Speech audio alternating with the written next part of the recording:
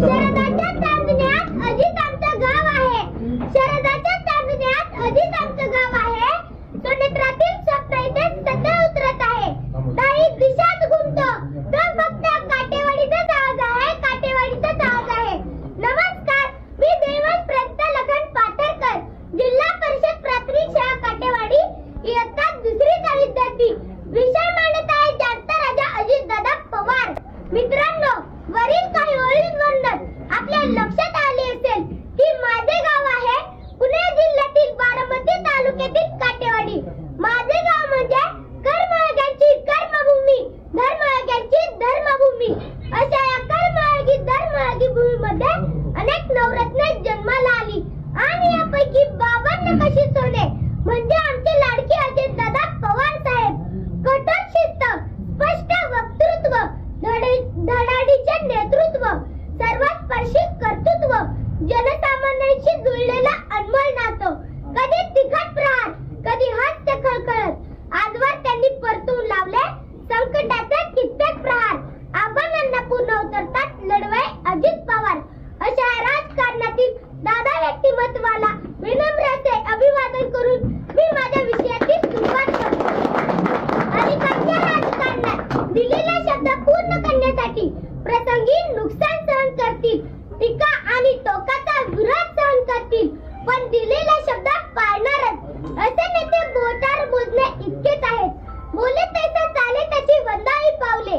या उक्तीप्रमाणे महाराष्ट्र राज्याचे दिवंगत उपमुख्यमंत्री नामदार श्री अजितदादा पवार साहेब यांचे नाव आवर्जून घ्यावे लागेल.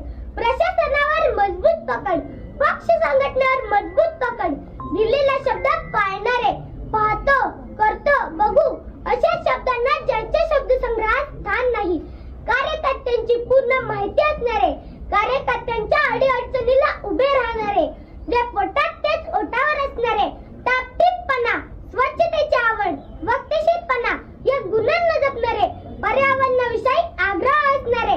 महाराष्ट्राच्या राजकारणातील एकमेव उदाहरण म्हणजे श्री अजितदादा पवार. दादांकडून आलेली काम प्रशासनाच्या पातळीवर गतीने पुढे सरकायची. याचे कारण ते वेळेवर झाले नाही, तर दादांच्या रोषाला सामोरे जाण्याची तयारी अधिकाऱ्यांना ठेवावी लागेल.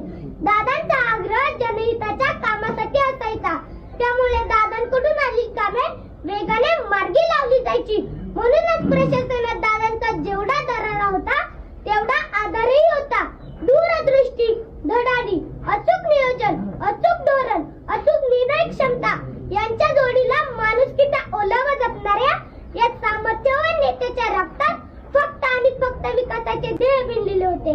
पिंपरी चिंचवड आणि बारामती सारख्या शहराच्या शिरावर डोळे दिपून टाकणाऱ्या विकास कामाचे कोंदण लावणाऱ्या अजितदादांच्या हातात राज्याची सत्ता आल्यानंतर महाराष्ट्राची प्रगती ही तितक्याच जोमाने होऊ लागली. यात मात्र शंका नाही. संपूर्ण महाराष्ट्रात दादांना आणि त्यांच्या कार्यपद्धतीला मानणारा मोठा वर्ग आहे. चुकीच्या कामांना दादा परखडपणे विरोध करतात, तर लोक उपयोगी कामात अडचण आली तर त्यांचा परखडपणा कामात दिसतो. काम झाल्यानंतर त्यांचे महत्व व दादांची कल्पक दृष्टी लोकांना समजते. महाराष्ट्रातील सर्वात कार्यक्षम नेता कोण, तर ते अजितदादा पवार होय. सकाळी 6 वाजता कामाची सुरुवात केली, रात्री 1-1:30 वाजेपर्यंत वर्षातील सर्व दिवस सलग काम करण्याची क्षमता असलेला एकही नेता राज्यात सापडणार नाही. प्रचंड प्रवास, दिवसभरात हजारो लोकांना भेटणे, अधिकाऱ्यांच्या सलग बैठका घेणे अशी सगळी कामे दादा तितक्याच कार्यक्षमतेने करत होते. म्हणूनच मी म्हणेन, अशा अनेक गुणांनी संपन्न असलेले माझे दादा एक अद्भुत रसायन होते.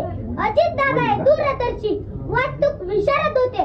बारामती, पिंपरी चिंचवड अशा शहरांना घडवत असताना सोना ज्याप्रमाणे दागिन्याची कलाकुसर करतो, त्याच बारकाईने प्रकल्पाच्या अंमलबजावणीवर लक्ष ठेवले. या प्रकल्पाच्या भव्यतेमुळे ही शहरे आज महाराष्ट्रात एक नवीन ओळख निर्माण करीत आहे. अचूकता, कलाकुसर आणि गुणवत्ता यांचा मेळ दादाने एखाद्या वास्तूक विशारद प्रमाणे ही शहरी घडवली आहे. ज्ञानपीठ पुरस्कार प्राप्त श्रेष्ठ कवी विंदा करंदीकर यांची प्रसिद्ध कविता मला आठवते. जनतेच्या हृदयामध्ये अन्यायाची कळ आहे, जनतेच्या बहुमतात सागराचे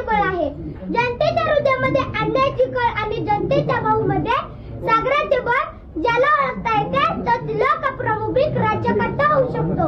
राज्यकर्त्याचे हे गुण लक्षण ज्याला यथार्थपणे लागू पडते असे राजकारणातील एक नाव म्हणजे श्री अजितदादा पवार.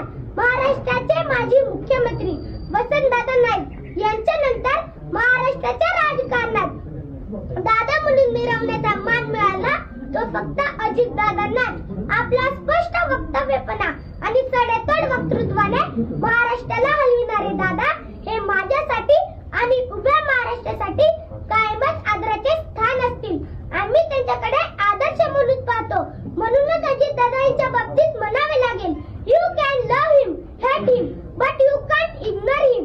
तुमच्यासारख्या आणि माझ्यासारख्या असंख्य व्यक्तींचा आदरवड असलेल्या दादांना माझ्या शब्द रूपातील श्रद्धांजली मी पुढील काव्यात व्यक्त करतो. हिमालयही तरतर कापतो जेव्हा सह्याद्री उभी राहते. वादळांनाही थांबावे लागते जेव्हा सिंह चालू लागतो. जेव्हा नेतृत्व दादांकडे येते तेव्हा महाराष्ट्र सुद्धा वेगाने दौडू लागतो. महाराष्ट्र सुद्धा वेगाने दौडू लागतो. जाता जाता एवढेच म्हणेन, बलशाली हुआ महाराष्ट्र नवा, अजितदादांचा मुख्यमंत्री व्हावा. या माझ्या स्वप्नाप्रमाणे महाराष्ट्रातील दादांवर प्रेम करणाऱ्या तमाम चाहत्यांच्या